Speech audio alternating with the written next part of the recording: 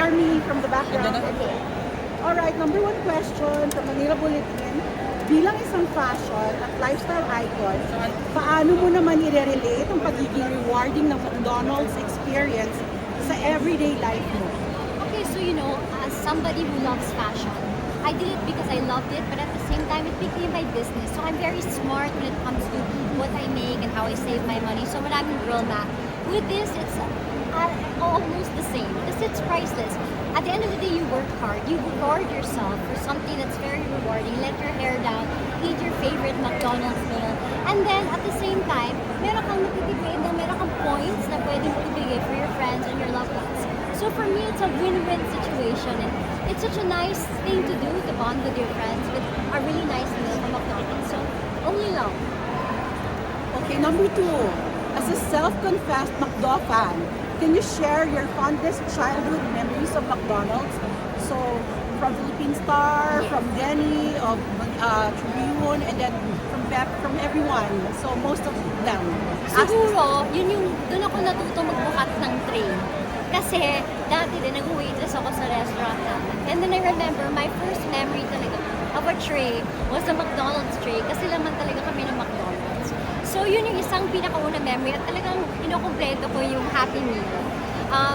Kami ng kapatid ko, iba-iba kasi yung design ng Happy Meal kasi iba-iba yung laman. So, for me, yun siguro yung pinakauna kong memory and mga naging core memories. And of course, share, having my birthday. Talagang priceless yun. And pag mga bata, kami mga specific ng memories na never mo makakalimutan. Okay, third question. Kung may Heart Evangelista meal sa may McDonald's rewards, ano kaya ang laman nito? Siguro it would be called a hearty meal. Kung akong pwede mag-invento, I am a chicken nuggets kind of girl. Heart-shaped chicken nuggets.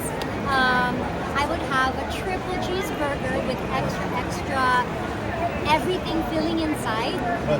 Twister fries, McFlurry with extra Oreos, a Coke Zero na may cherry nuts. And then, yung pinaka-box niya na Happy Meal, pwede maging back. Thank you so much. Okay, number four. Paano mo kukumbinsihin ang mga friends mo at fans mo na mag-download ng McDonald's app at gamitin ang rewards program? Kasi at the end of the day, deserve natin to treat ourselves, to let our hair down. We deserve this beautiful meal after a hard day at work. And at the same time, rewarding yourself, you can reward your loved ones. Kasi lahat naman tayo malungkutin, ayaw din natin kumain ng isa. So meron na kayong chance para maimbitahan din yung mga kaibigan nyo, yung mga loved ones nyo para kumain all together. And then may points pa ulit. So, win-win situation. Masaya lang lahat. Okay, how blessed is Heart Evangelista now? How do you think life has rewarded you with a lot of blessings, including this endorsement from McDonald's? Siguro malinaw sa akin kasi in-instill yun sa akin ng tatay ko that you are blessed to be a blessing. And I feel that's it. Parang aside from, not just in the financial term, but, being kind, being nice, paying that forward. Looking at everybody when you say thank you straight in the eye. That's very important to make connection that will last forever. But of course, malinaw sa akin that we are all in this world, not just for ourselves, but for other people. So, share the blessings. Kaya bumapalik din siya sa iyo. Okay, so what's the most memorable or special reward you've ever given yourself, and what milestone did it celebrate? Siguro yung tumaya ako sa buhay that I went down the less traveled road. And that would be Fashion Week kasi hindi masyado siya naiintindihan dati. But then, aside from fashion, there was a bigger purpose which was to really, express yourself, be yourself, in a world where everybody seems to be perfect. Who's this little girl that's, walking down the street and wearing all of her fashionable clothes and just being happy.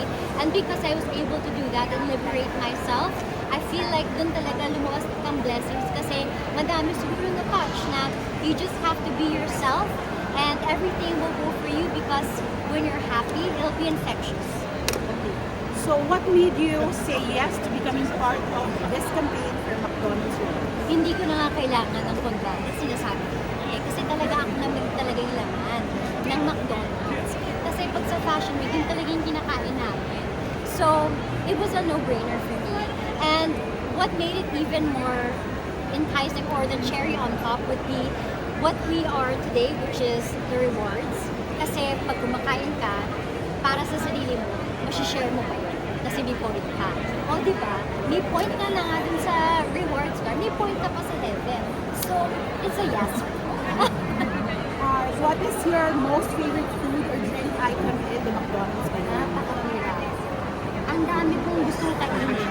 Well, apple pie, number one. Hindi na siya number one. Lahat sila pantay-pantay. Pero, ano talaga ako, nasa mood ako ng Filet-O-Fish.